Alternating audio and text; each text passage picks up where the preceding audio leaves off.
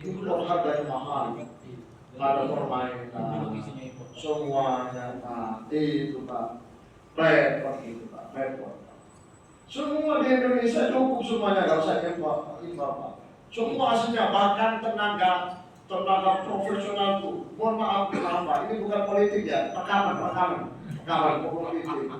Jadi waktu bangun stadion Jakarta itu asli penduduk Indonesia semua dan isinya. JIS Jakarta Internasional ada bola kerambulnya.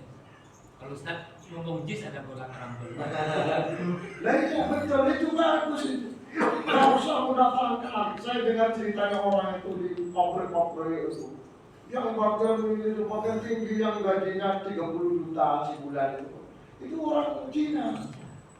Benar, orang Cina, orang sana. Normal itu Pak, Cina semua. Terus yang gajinya 1 juta, 2 juta, itu orang Surabaya. Yang 30 juta orang Cina. Padahal terkadang itu kan ditanyain, satu nggak bisa. Padahal syaratnya orang asing bisa kerja bahasa Indonesia harus tahu. Nggak bisa bahasa Indonesia. Hanya aku tak tahu, hanya kalau buat tak buat. Ya kalau saya nanti jadi presiden. Tapi Gusti Allah kan kita nggak tahu Pak. Bisa jadi Pak. Bisa jadi atau bukan presiden pakai kayak Ma'ruf, Amin. Siapa tahu dia dari wakil presiden sudah sepuh umur 80. Tapi istrinya muda. Masih bisa kan jadi ya? Enggak tahu. Apa ngerti? Takon. Maaf ya, politik Pak ya. Tapi ini musim politik ini Itu pipet. Gak apa-apa. lari. Cuma panjenengan tak kasih tahu panjenengan. Besok Boleh, kamu perlu cari pemimpin yang baik, Quran yang bagus, pokoknya yang bagus. Alhamdulillah. Itu apa? Aja. Kok iso khotib kan? Yang nomor 1 iso khotib. Mantap mendukung. 31 aja. Amin. Baik, sampai mana tadi? Salah. Apa kata Rasul? Jangan. Qalilun tu'addi syukrahu khairun min kathirin la tuti'uhu. Itu hadisnya. Lebih baik sedikit-sedikit atau miskin Pak. Miskin tapi aktif ibadah, pintar bersyukur, daripada sukit jarang-jarang baca. Artinya nggak mampu dan buktinya banyak. Betul, motor, salah pun motor pengen jadi orang kaya, didoakan oleh Rasulullah. Doanya Rasulullah mandir Pak. Apa jadinya? Wah ya, sampai nggak sempat ke masjid. Bukan hanya nggak sempat ke masjid, Jumatan nggak ikut Pak. Sampai nggak sholat. Sampai Rasulullah wafat. Di masa Abu Bakar, sahabat juga di kasih nasihat, suruh tobat. Sampai Abu Bakar seto. Masa Umar kasih nasihat, bahkan suruh bayar zakat. Sahabat dasarnya orang yang takut sama Umar. Umar juga lah. Ngomongnya satu kali Umar. Sahabat ketika putusan dari Umar bin Khattab menyampaikan bahwa suruh bayar zakat. Salah langsung ambil kambing yang kurus, kecil, melorong-lorong, sakit-sakitan. Dititipkan ke putusannya Umar bin Khattab. Ini kasihkan Umar bin Khattab. Oh Pak, dikira Umar yang minta datang di bawah itu kambing. Udah mau kembalikan. Saya butuh itu, maksud saya biar hartanya itu bersih. Harta yang belum dizakati itu harta kotor, lek dimakan syubhat. Wa fi amwalikum wa fi amwalihim haqqul lis-sa'ili wal mahrum. Dalam setiap hartanya orang kaya itu ada hak lis-sa'ili, simbol bagi orang miskin, wal mahrum, simbol bagi kaum duafa. Keluarkan zakatnya. Jangan nunggu poso, jangan nunggu pasaan.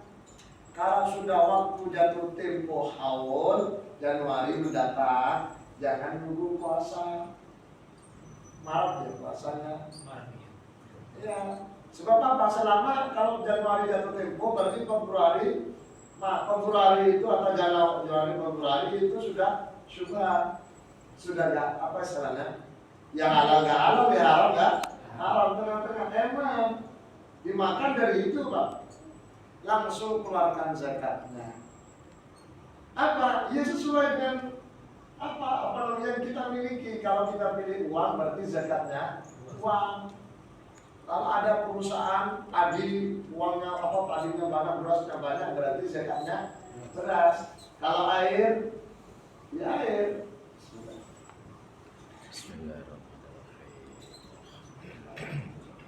Dan seterusnya. Nah, jadi balik pada ayat tadi bahwa apa yang terkadang kita tidak suka terhadap kodrat atau takdir itu, dan yakinlah bahwa itu adalah yang terbaik. Tidak mungkin Gusti Allah itu menakdirkan sesuatu tidak cocok dengan keadaan. Bapak takdirkan orang kaya. Allah tahu bahwa panjenengan memang lebih pas dari orang kaya. Kalau dari miskin mesti oleh imannya. Panjenengan ditakdirkan jadi dokter. Pas. Panjenengan mungkin jadi insinyur pas. Maka jangan heran kalau ada orang kuliah kedokteran, lulus kok gak jadi dokter. Jadi apa Pak? Teknisi apa yang rancang bangunan itu Pak, apa namanya? Gambar desa, arsitek. Oh jadi arsitek gak punya ijazah, tapi pintar. Itu adalah takdirnya Gusti Allah, skenario dari Gusti Allah. Dan harus diterima, tetap bersyukur. Dan sekalian dulu jurusan kuliahnya kedokteran, sekarang jadi guru agama. Ya guru agama? Enggak. Guru agama. Nah itu terbaik. Mutin, dulu kuliahnya kedokteran. Oh jadi mutin. Itu adalah yang lain. Iya. Gitu ya. Maka oleh karena itu sekali lagi kita harus tetap bersyukur. Alhamdulillah. Makanya falsafah Jawa itu sering ulang-ulang. Maksudnya Jawa. Yang bukan Jawa tak paham. Neriman ing pantuni Gusti Allah. Terima. Kalau nerima tenang Pak. Orang jualan bakso Pak, dapat 50.000. Bos, ada orang jualan bakso, mulutnya sering alhamdulillah. Bos, gimana? Alhamdulillah. Beli bos, alhamdulillah. Jadi setiap ada orang bunyi mengucapkan alhamdulillah. Dapat berapa bos? Alhamdulillah. Apa? Sekat. Alhamdulillah. Alhamdulillah. Dapat 500.000. Alhamdulillah. Tenang Pak. Kalau orang tidak bersyukur, sekat. Sepi. 100 ngomong sepi. 200 sepi. 500 sih ngomong sepi ya. Jadi mulutnya sepi. Nah ayo. Entar betul wong sing enggak syukur. Wadah, wong entar kawan. Ayo pertanyaan sih ada? Silakan. Dengan jenazah yang disegerakan. Iya. Sekarang kan tidak jarang. Tidak jarang itu sering. Tidak jarang. Ya ada 1-2 lah. Jadi orang jenazah meninggalnya di Surabaya. Karena rumahnya di Ponorogo dibawa lagi ke Ponorogo. Padahal antara Surabaya dan Ponorogo kan butuh waktu panjang. Ngapain tidak langsung dikebumikan di Surabaya, kan semua tanah itu tanah Allah dan tempat. Iya. Nah itu gimana Ustaz saya semacam? Minta penjelasannya. Jadi pertanyaannya, bolehkah? Itu pertanyaan saya. Bolehkah kita memindahkan jenazah? Dalam Islam itu sunnahnya Pak ya. Ini sunnahnya Pak. Sunnahnya kalau meninggal di Ponorogo, makamnya di Ponorogo, walaupun KTP-nya Surabaya. Kalau meninggal Surabaya, walaupun KTP di Ponorogo, tetap sunnahnya di Surabaya. Kenapa? Ulama sepakat karena prinsipnya harus segera itu Pak. Badiru, segera. Orang kurang mantep kalau nggak dimakamkan di tempat kelahiran atau kampung halamannya. Itu tradisi. Dan mereka belum paham bahwa yang afdol dan sunnah itu dikuburkan di mana dia meninggal. Bahkan sama-sama Surabaya pun satunya Rukun, satunya Wonokromo. matinya di Rungkut karena rumahnya di Rungkut, asalnya Romo, menikah di Rungkut gitu. Itu sunnahnya dikuburkan di Rungkut, bukan di Romo. Jelas baik. Tapi ada yang aneh, mati di Mekah, diulang. Mati di Malaysia, mau pulang. Rela menghabiskan ongkos 40 juta untuk tiket jenazah. Tiket jenazah itu 40 juta, saya dengar dulu dari Mekah. Dulu, sekarang nggak tahu. Kan uang itu Pak, dikasihkan saya kan enak ya. Oh iya ya. Maksudnya kan orang itu kan harus dikasih pengertian aslinya. Maksudnya orang yang memulangkan jenazah itu khawatir apa istilahnya, mungkin perasaannya kalau nggak dibawa pulang dikira nggak menghiraukan dan sebagainya. Karena mereka belum paham. Maka semestinya kita semua yang paham kasih tahu. Sudahlah, dimakamkan sana saja. Panjenengan cukup mendoakan. Ada jemaah umroh meninggal Pak. Orang tuanya mahasiswa saya, mahasiswa jurusan bahasa Arab. Waktu umroh ini baru umroh meninggal. Karena berangkatnya sehat, ternyata sana meninggal. Konsultasi ke saya. Ya Allah. Kalau ibu pasrah terhadap anak-anak, ibunya dia pasrah anak-anak. Kalau anak-anaknya pengen pulang, tak pulangkan itu. Kalau anaknya sudah di sana, saya bilang sama ibu, Abdul di sana. Mantap Pak, langsung nggak kalau dia ya. Apa kamu orang? Oh bukan Pak, justru Abdul begitu, yang apa yang sunnah. Orang yang di jauh cukup mendoakan. Sebagaimana Rasulullah mendoakan Raja Najasyi waktu meninggal di Afrika. Jadi kubur walaupun pusat umat Islam waktu itu di Madinah, Raja Najasyi tidak dibawa ke Madinah, dimakamkan di Afrika. Rasulullah cukup mendoakan. Kata ya. Akhirnya bersegera, moga. Bisa salah tadi saya. Ya salah banget. Tinggi mana nilainya orang yang kaya dermawan, orang yang miskin sabar? Kaya, Baik, bagus. Pertanyaannya bagus. Gimana antara orang kaya yang dermawan kan pahala dengan dermawannya. Kemudian miskin sabar, pahala dengan kesabarannya. Ada dua hadis yang keluarkan, Sahih Bukhari. Iya, biar mantap. Satu hadis Sahih Bukhari yang dikutip Imam Nawawi dalam Riyadhus Shalihin. Rasulullah katakan, "Ajaban bi amril mukmin." Sungguh takjub luar biasa urusan orang mukmin. In asobat usarok syakar. Kalau dia ditimpa kebaikan, ditimpa kebahagiaan, ditimpa kekayaan dia, syukur berarti berbagi. Fakal khairun lahu, itu baik, pahalanya besar. Kata Rasulullah. Wa in asabatu dharra, namun kalau mereka tertimpa musibah, miskin dan seterusnya, sabar. Fakal khairun lahu, itu pahalanya besar. Jadi kalau ditanya baik mana? Sama baiknya. Hadis ini baik. Sama-sama paham. Yang penting yang miskin sabar, sing suke dermawan. Kalau balik, sing miskin sabar, sing suke beli. Nah, ayo itu. Lain urusannya. Maka jawabannya tetap lebih baik suke tapi gak pelit. Nah itu ya, sabar untuk menjadi dermawan. Satu, hadis yang kedua. Agak panjang, nggak apa-apa ya. Nanti Rasulullah ceramah apa? Gini ceramah, halal itu ceramah maksudnya Pak. Kemudian saya pernah ceritain. Ini riwayat Imam Abu Dawud nih Pak. Ini hadisnya sahih. Ada sahabat yang miskin itu di belakangnya singitan sembunyi Pak, nggak kelamenan. Singitan ini. Rasul ngerti tapi pura-pura gak lihat karena takut malu yang nggak kelamenan. Apa kata Rasulullah? Pura-pura nggak tahu aja Rasulullah. Abishiru ya ma'syar sa'alikin muhajirin. Tolong kasih tahu pada mereka orang miskin, terutama muhajirin kan rata miskin, dalam Ansar rata-rata kaya. Muhajirin dan miskin itu. Bil jannah, mereka akan masuk surga qoblal al-ghniya, sebelum orang-orang kaya.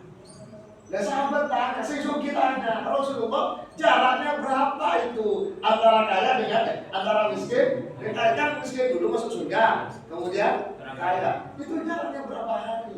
Apa kata Rasulullah? Nisfi yaumin, setengah hari. Nah, setengah hari. Sahabat ada yang senyum-senyum. Tapi ingat kata Rasul, setengah hari akhirat itu 500 tahun. Karena inna yauman ka'alfi sanatin, satu harinya 1000 tahun. Berarti setengah hari 500 tahun. Banyak sahabat, termasuk Abdurrahman bin Auf, Utsman bin Affan, yang suki-suki, uang yang diberikan semua. Terutama Utsman bin Affan dan Abdurrahman. Jadi uang itu diberikan semua. Tujuannya biar miskin. Ternyata diberikan semakin banyak. Sampai ada cerita Utsman bin Affan itu pulaan barang-barang rusak, biar gak ada yang beli, biar jatuh bangkrut, pengen jadi miskin. Ternyata beli pulaan barang-barang rusak, busuk semua. Dilalah ada raja Afrika cari kurma busuk, mau dihargai 10 kali lipat daripada yang bagus. Ya terpaksa dijual tambah suke Pak. Bingung akhirnya menghadap Rasulullah curhat. Rasulullah yang mau apa cara dari orang miskin.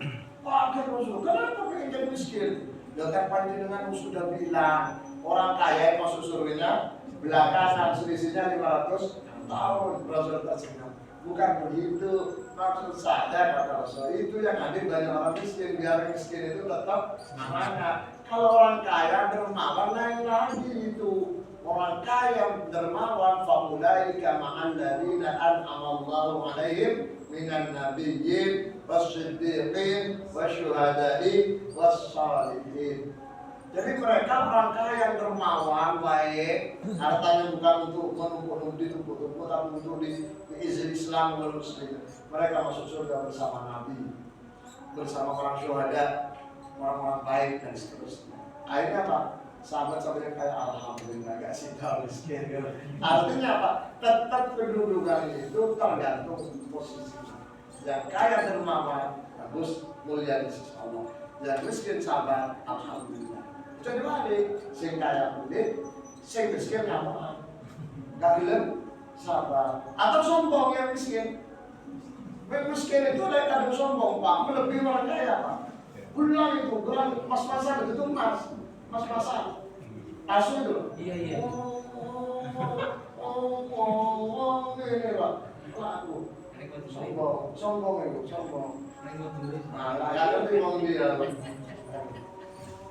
iya terkadang begitu justru yang kaya itu terkadang pakaiannya biasa-biasa karena sudah telat. Kalau miskin Pak begitu. Orang miskin apalagi, atau kaya, baru kaya, banyak gaya. Pokoknya orang banyak gaya itu mesti baru Pak. Iya, baru punya mobil. Biasanya bel dinding itu baru punya mobil. Baru punya motor, baru punya sepeda motor. Isu tiap isu marisu bukong itu 200 ditusi Pak. Baru punya sepeda motor dan seterusnya. Baru punya istri, dinas itu istrinya Pak. Normal ya. Nonton ya, saya kira gitu. Ada yang lain? Silakan tanya. Saya lanjutkan.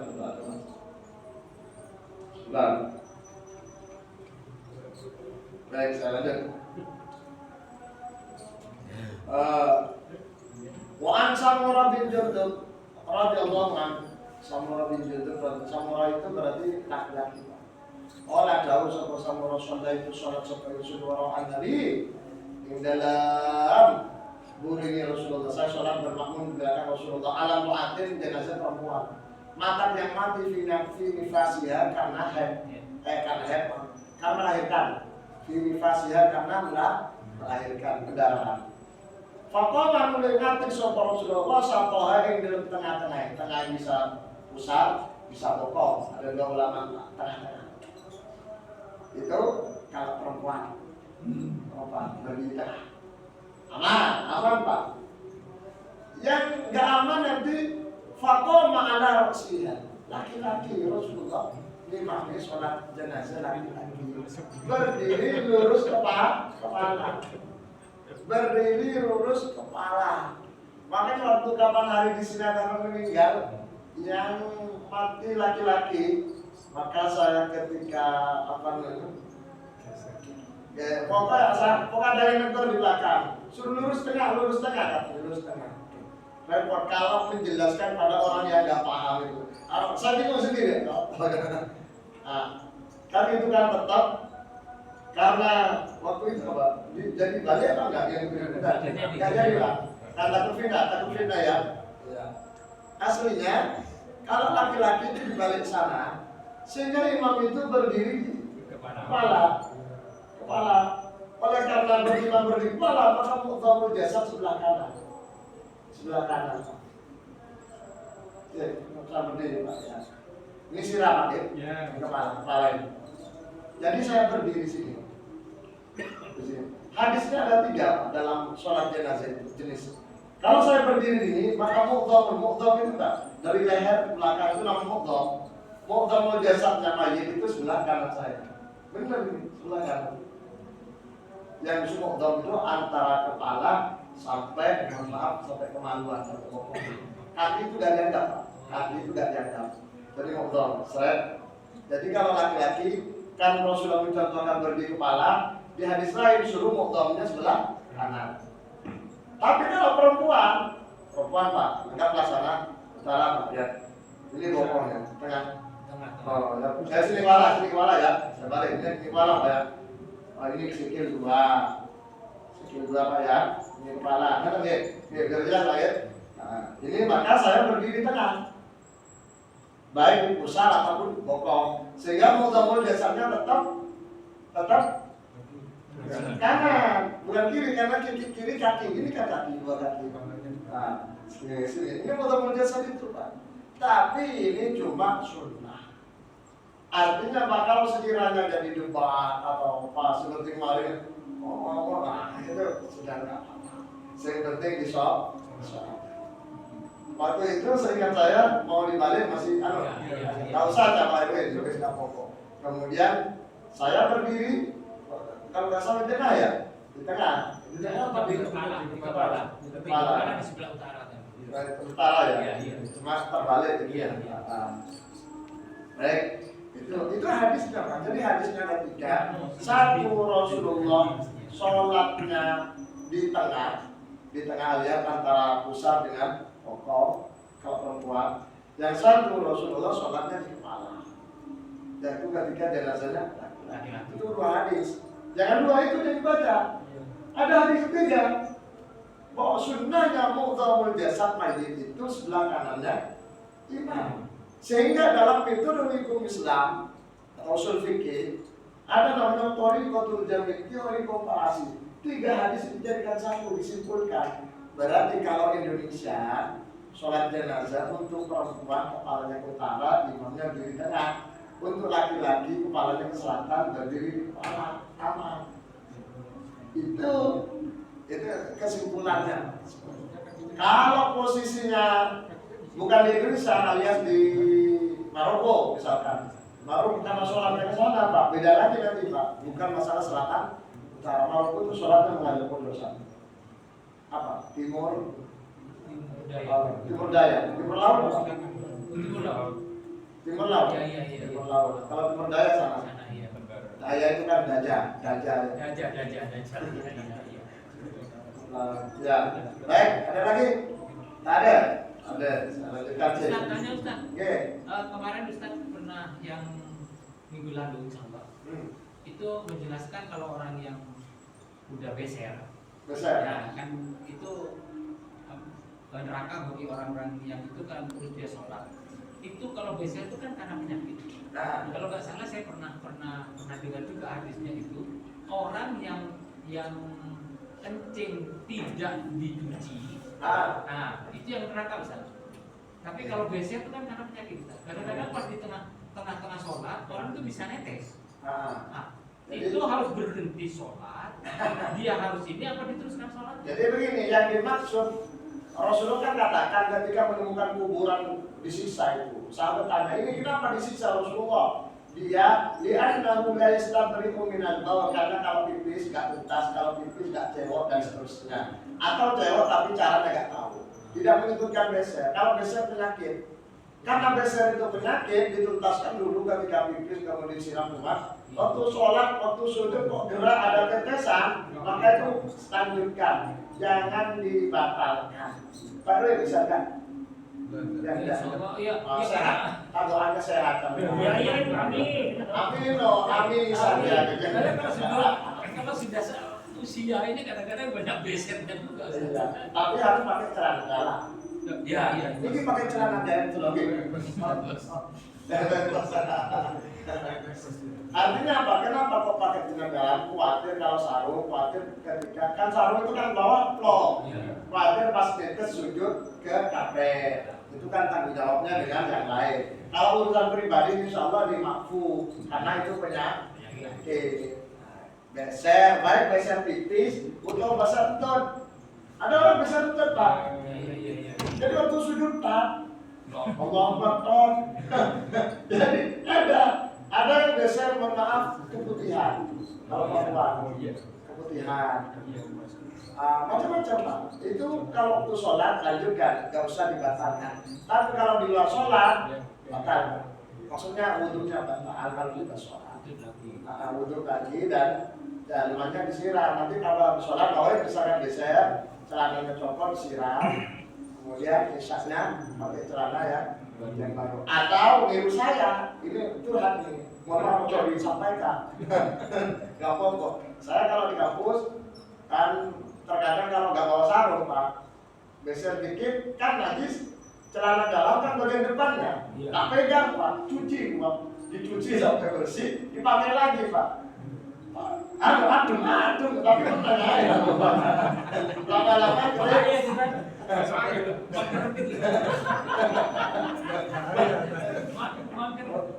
Mungkin ini aslinya nggak enak, kan kita makan sholat. Iya, kalau yang lain, nah, yang senior-senior sholat, sita. Yang penting kita ngajak. Kalau nggak sholat, nggak apa-apa. Iya, saya begitu Pak, ketika nggak sholat, mendingan cuci, pakai lagi. Iya. Ini bukan hanya di kampus, saya terkadang kalau mau ceramah luar kota, ya nggak ada sarung, nggak mau, tak cuci Pak.